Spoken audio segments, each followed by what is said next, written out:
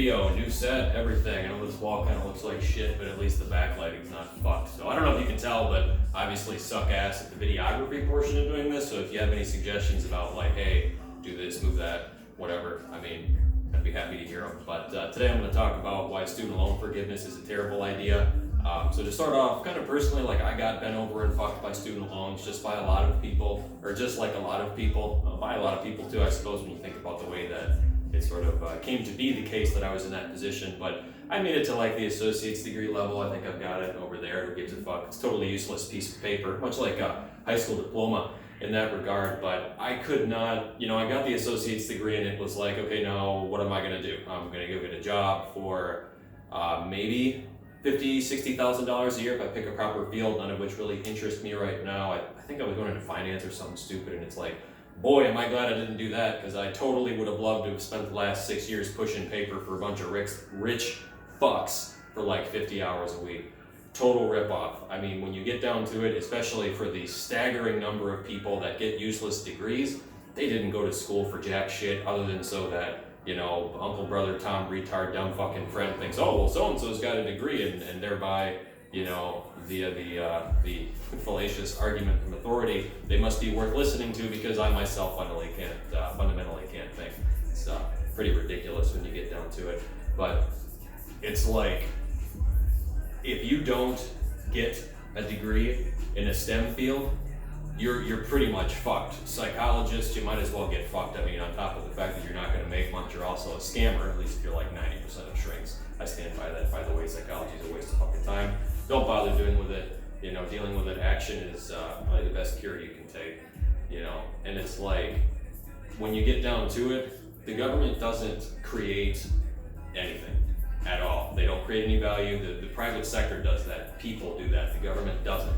So the best the government can do is rob from Peter to pay Paul. So it's like, okay, if we're going to do these student loan forgiveness things, where is the money going to come from? Is it, it doesn't come out of the ether, I guess, or it shouldn't. It kind of does now with the whole fiat currency bullshit. But so it's like, if you really think about it, what's going to happen is, okay, yeah, you're going to have your student loan forgiven, but now because they had to print off a shitload of dollars to take care of that, or tax somebody else to pay for it, then you're kind of in the same boat as you were to begin with. So now, whereas before, when you paid off your student loan, the payment stops. Now if you get it forgiven, it doesn't stop, because the mechanism they use to pay it off is fundamentally nonsensical, and so has to be backed up by all this printing, borrowing, indebtedness, kooky bullshit that they do. It's just like anything else the government does. They're robbing Peter to pay Paul. So on top of that, it's like, do you really think that billionaires and the wealthy elite that own Joe Biden, that own Kamala Harris, that own the Democratic Party, that own the Republican Party, that owned Obama, Bush, and almost everybody before that, I guess, until you get back to fucking Kennedy, we all know what happened to him, right?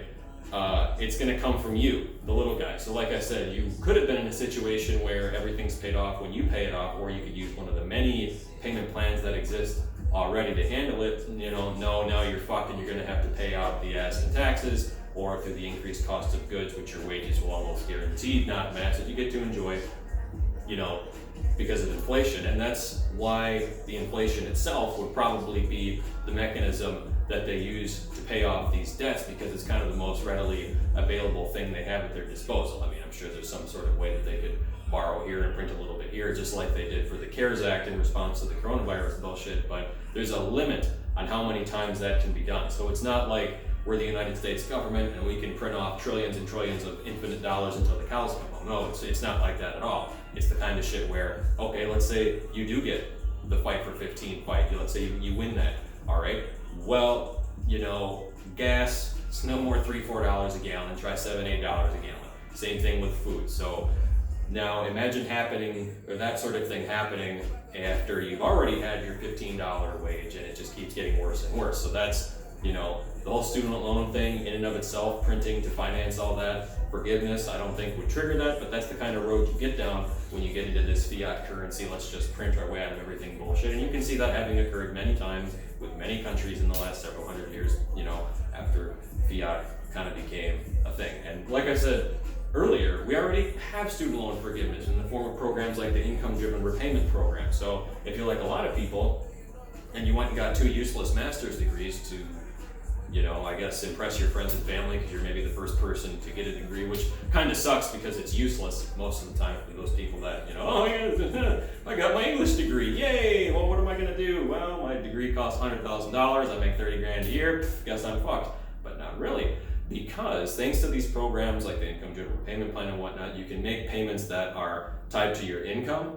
And what'll happen is at the end of, let's say, a 20 or 25 year period, your balance is forgiven. So the only drawback to that is that, let's say obviously if you're making no payments on this or functionally no payments, if you have $30,000 in, let's say, 2020, by 2045, that shit ain't gonna be no $30,000. It'll be more like 40, 50, 60,000. And what they'll do is when they forgive that balance, they will add it to that year's adjusted gross income. So you're still, you're gonna have a higher tax liability in that case. Who knows what kind of programs they'll come up with at that point. But really, it's like, in that regard, it can't even affect other major purchases like buying your first home, for instance, because even if you have a $30,000 loan balance, if you're on the IDR plan, then I think I just closed somebody who had a student loan that was in deferment because of COVID, and the bank she used, they didn't, it makes no sense to me to do that, but that's apparently what they do, so keep that in mind.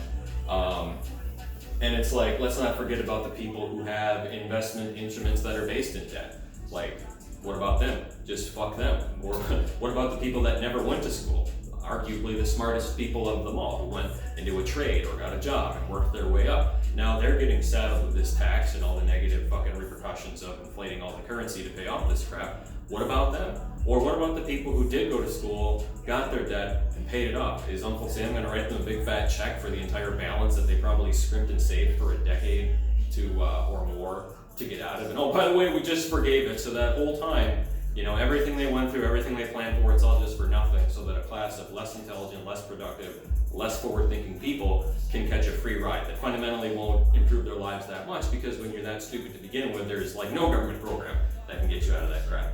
And let's not forget that even if they were to forgive the student loans, that doesn't even come close to touching the issue of why that tuition is so expensive to begin with, which is kind of ironic because it's almost exclusively, shit like FAFSA and federal student loans that have allowed the cost of tuition to rise. It's not for any random reason that it's not like it was 60, 70 years ago where your, part-time job would cover tuition, and a lot of that is because, again, in the same vein as this forgiveness to help disadvantaged people by providing funds to go to school. Well, why do you, if they start off at tuition's $5,000 a year and they're loaning $5,000 a year, the government is loaning $5,000 a year, now they can jack up the price, and on it goes until we're in an environment now where you're paying obscene amounts of money for just stupid paper, and of course, I don't mean to say that all degrees are useless, but when you're in a situation like we are now, where sure, with your STEM degree, you can get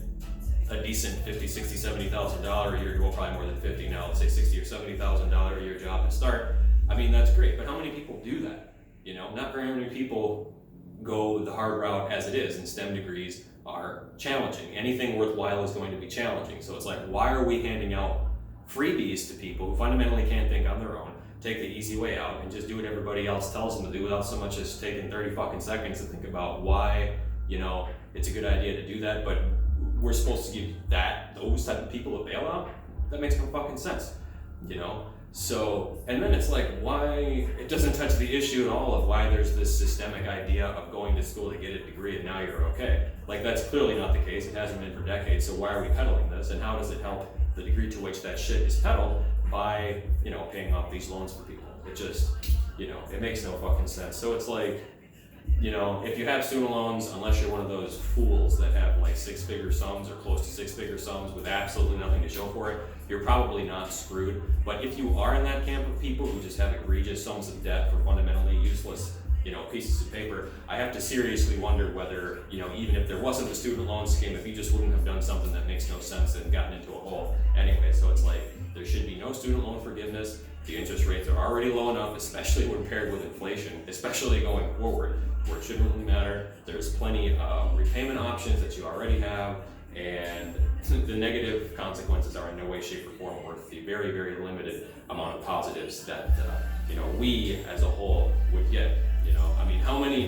How many people out there are going to be keen on buying U.S. bonds when we just, $1.4 trillion student loan debt, off with the wind. I guess you're forgiven, you know, so there goes that credit rating, right? So, I don't know, I tried using an outline for this one, so let me know what you think.